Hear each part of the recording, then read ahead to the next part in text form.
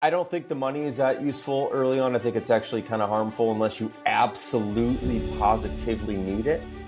But I think the less you have, the better off you are initially. My general feeling though is that independence is often an overlooked value. And I think it's particularly important to us, and I think should be more considered for others. I think a lot of folks these days just want to get in bed with someone who has a lot of money to build their business.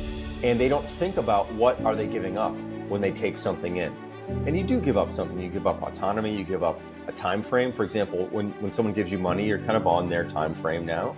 The aim is to return on that money, understandably so. And there's usually a time frame in which that return is expected. Versus like just going out and building the best thing you can and saying, I want to be in business for 20 years, 30 years. It's not always consistent with raising money, understandably so again. So just understanding what you're giving up when you take something in, I think is a very good thing. And I don't think accelerators really imbue people with that question. They don't encourage people to ask that question. They just encourage people to go fast. And when you're going fast, you tend to hire a bunch of people and spend a bunch of money. And I think that the term accelerator in itself is a bit of a problem. But I do think there's some wonderful things that come out of it. I know a lot of people who've gone through them who've really enjoyed it. So do you angel invest in startups? Not really. I put a few bucks into a few companies, primarily run by people that I know. So it's usually to help a friend or a founder that I'm really familiar with. But in general, I don't. I have enough risk in my own business. And then I invest in public markets, but in a very conservative way.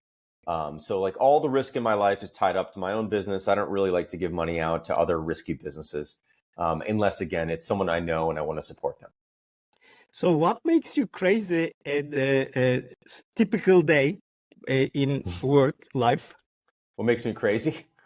Yes. Also personal life, maybe. Yeah, well, I've got 2 young kids and they make me crazy. It's a lot of work. It's a lot of work. I don't have a lot of free time. I've always savored my free time and my independence, and I don't have a lot of that right now. So it's hard for me to adapt to that. Frankly, that's one of the biggest challenges of my life, is to like realize that I'm not on my own schedule anymore when it comes to life.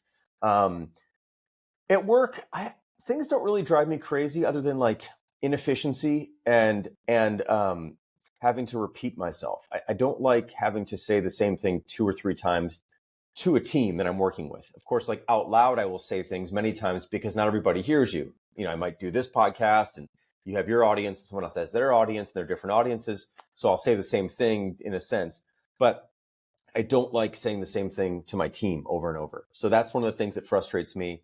And when I see things becoming more complicated than they need to be, or more convoluted, or in my mind, thicker than they need to be, I don't like that. So that's the kind of thing that really doesn't really drive me crazy so much, but it's the things I don't like about work. And yeah, I would say those are the things. I mean, when you are stressful like these times, what do you do to overcome these hurdles? Well, it's different. I think you got to figure out where it's coming from. So sometimes is it my problem? Like, am I driving people in the wrong direction? Am I creating the complexity? If so, like there's one solution for that. If someone else is doing it, there's another solution for that. In my life, like at home, I don't have a lot of control over how my kids are going to be and the things that are going to drive me and my wife crazy over this or over that. So part of this is recognizing what you don't have control over. I think that's the number one thing, because if you try to control something you don't have control over, it'll drive you more crazy. So it's more at the fundamental level. That's where I have to really spend my time. Otherwise, I can get myself wound up in loops that I don't have any control over, but I think I do. And then you just keep going in circles. So, hey, look, if it's something I can't handle or I don't have control over, the best thing for me is to step back and let it happen, actually, and let it pass. But if there is something I can have influence over or I'm involved with specifically, I think about what can I do to change the situation? And is it within my grasp? Is it within my reach? Is it within my power to do so? If so, like, how can I do this productively and constructively? So like yelling, for example, is not a particularly good approach. Sometimes perhaps you may have to be firmer with something, but that's not always the go-to. So it really is contextual. I'm not a big fan of consistency. I'm more a fan of context. And so I think context control, those kinds of things are really good things to think about if you really want to make change. How do you protect your focus, attention, and time against these interruptions, by the way? Well, I'll say like technically, I don't have notifications on for pretty much anything. I turn whenever I can, I turn like the badges off on my dock, on my phone, I turn notifications off. So I don't like to be pulled into things. And even though these things are called push notifications, they're not, they're pull. They pull you into a device or they pull you into a situation. I prefer to keep them all off and I'll check things when I have time. If someone needs to really get a hold of me, if there's an emergency, they can call me. That's a different kind of thing. So I tend to use voice and audio as like the emergency channel. Otherwise, I'll just get back to people when I have a chance. So that's number one. Number two is not expecting that of other people, not expecting immediate responses from others, not jumping in and causing chaos and havoc, respecting other people's boundaries like I want them to respect mine. And if you do those things, like you keep notifications to a minimum and you don't bug other people that much, and so they won't bug you, those two things can go a long way towards maintaining an environment where you can focus just on the things you need to and not get carried away and getting pulled into the maelstrom of work.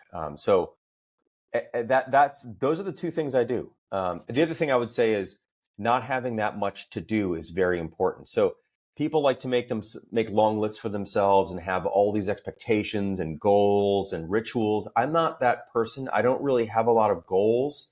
I don't have a lot of expectations as well. I tend to focus on the now, focus on what we're doing, try to do the best job I can. And that's let the chips fall where they may, versus like setting up these goals and these numbers and these things we're all trying to attain and strive towards. I think that causes a lot of stress and unnecessary chaos. So dialing things back, just saying, let's do the best work we can today. Let's give it our best today. And that's all we have. So sticking close to that, I think, is very helpful. So do you consider yourself more as an introvert or an extrovert? I'm very introverted, for sure. But yeah. I mean, it seems to be reverse as we listen and probably read your books, and you are very confident and also outward. Well, I mean, books are very introverted things. I get to write them in peace and quiet, and I get to put them out there and people can read them and I'm not with them, So I like conversation. I like one-on-one conversations, small group conversations quite a bit. And to me, the internet's interesting because it's even though you might be broadcasting to many, many people, tens of thousands, hundreds of thousands, a million, whatever it might be, it doesn't feel that way to me. It feels like I'm having a conversation with one person, and I'm very comfortable in those situations. And I'm also comfortable on stage. I've spoken to big audiences, but that also feels in a way fine. What I don't like is after my talk, there being a line of 30 people to have to talk to, or have to do like the after talk dinner, like that kind of stuff I'm not comfortable with. So it's really like the big groups where it's one to many, or me broadcasting one to many this way that I'm comfortable, or one-on-one. But I don't like the middle ground. So I would definitely call myself an introvert. And I prefer to stay home versus go out to a party or whatever. That's just not kind of my thing. Yeah. So when do you find yourself in the state of flow? Flow, right when I write, I find myself in flow when I'm thinking about new product ideas.